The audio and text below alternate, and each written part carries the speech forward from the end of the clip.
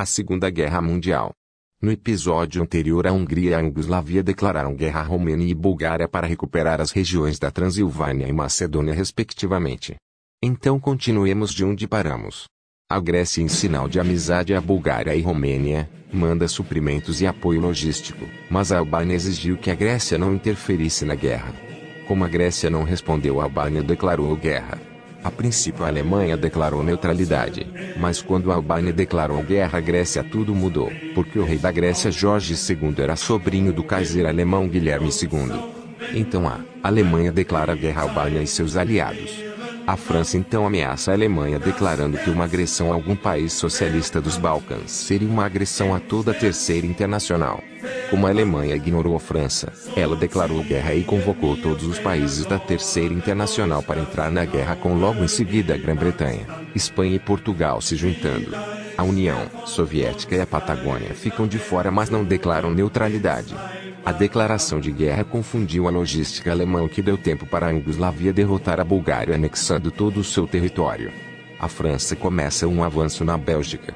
E a Itália, vendo que a situação estava fugindo do controle, declara guerra à Terceira Internacional, que junto com a Alemanha começam a fazer avanços na Hungria e Iugoslávia, mas eles têm dificuldades por causa da geografia montanhosa. Na América do Norte, o Canadá passa por uma revolução socialista, se juntando à Terceira Internacional.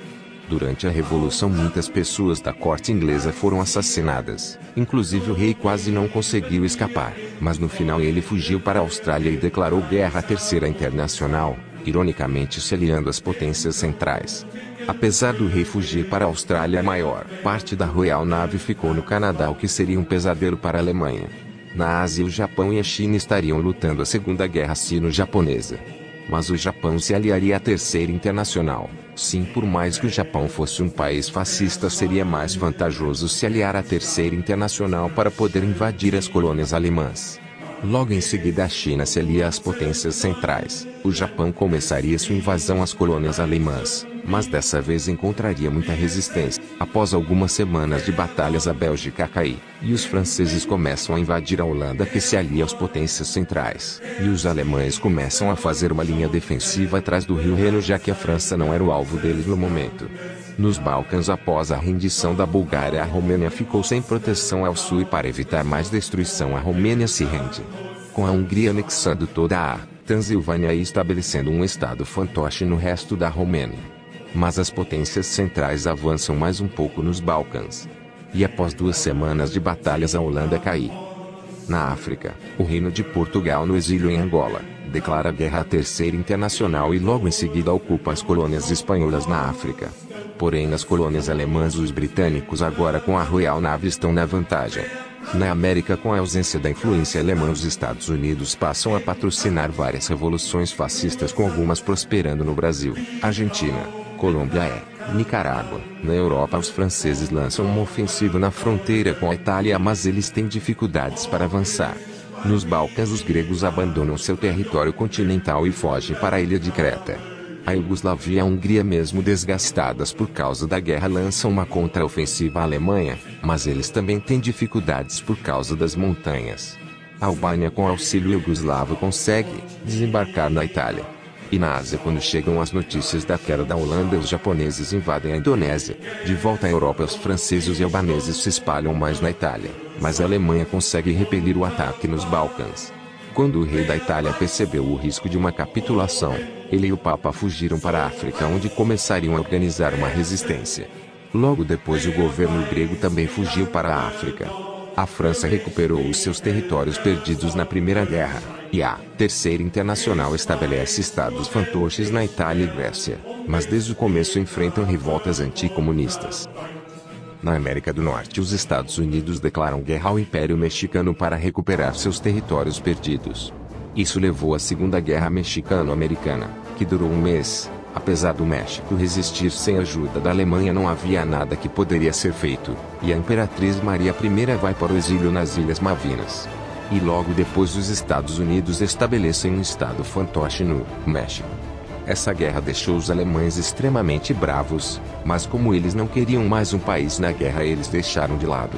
Os alemães mudam sua estratégia de guerra, recuando ao rio Reno, e recrutando os povos do leste europeu para lutar nos Balcãs, principalmente finlandeses, que agora retribuiriam o favor que os alemães fizeram em 1918.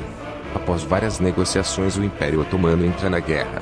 Na frente ocidental, os franceses começam a estabelecer estados fantoches nos territórios conquistados e avançam um pouco no norte da Alemanha. Na Ásia, o Japão conquista toda a costa da China e quase todas as colônias alemãs.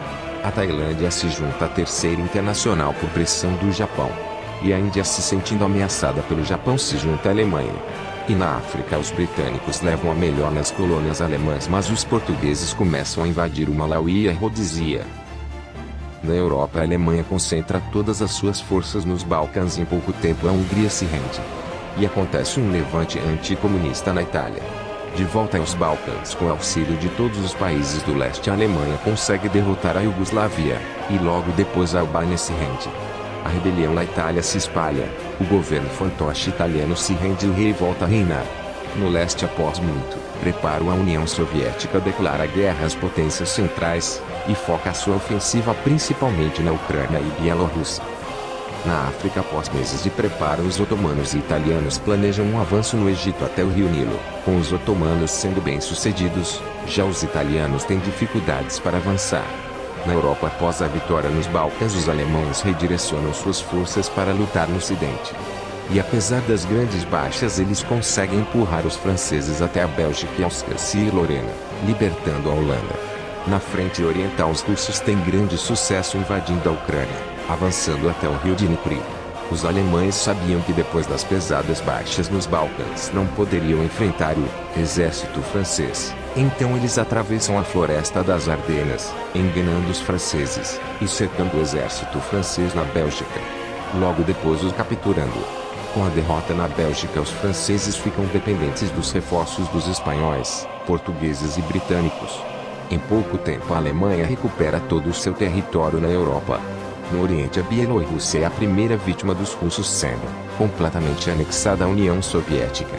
E os russos conseguem avançar um pouco no Ducado Báltico e na Finlândia, encontrando muita resistência. Os Estados Unidos já estavam se preparando para a guerra, e em maio de 1941 aconteceu um conflito fronteiriço entre os Estados Unidos e o Canadá, em que alguns soldados foram feridos e outros mortos. Em retaliação, os Estados Unidos declaram guerra à Terceira Internacional. Os canadenses, com pouco auxílio, perdem território rapidamente.